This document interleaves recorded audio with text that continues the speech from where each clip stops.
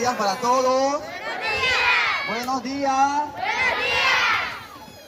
Listo. Bienvenidos todos a nuestro evento deportivo. Este evento se va a realizar de ahora en adelante anualmente. Los Juegos Olímpicos es la oportunidad de vivir el espíritu olímpico, destacando la unidad, el esfuerzo, la excelencia en el deporte. La llama olímpica es un símbolo de paz, de conocimiento que nos inspira, nos motiva a todos los estudiantes a competir sanamente en diversas disciplinas.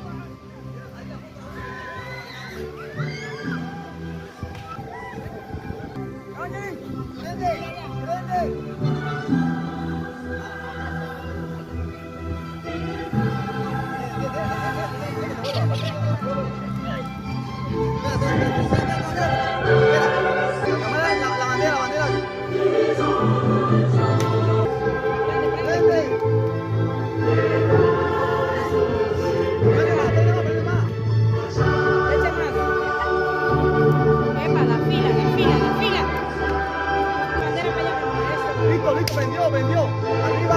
Más arriba.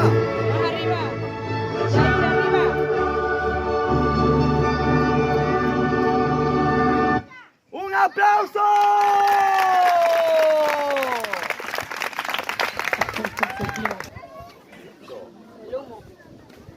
A ver, se ubican, por favor, se ubican.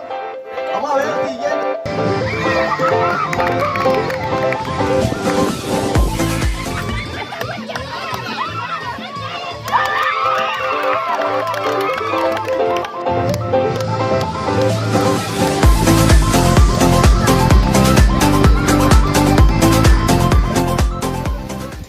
¡Chivo!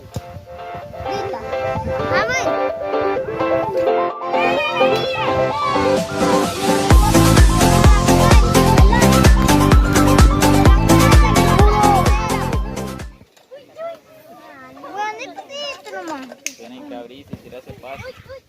No tienen fuerza.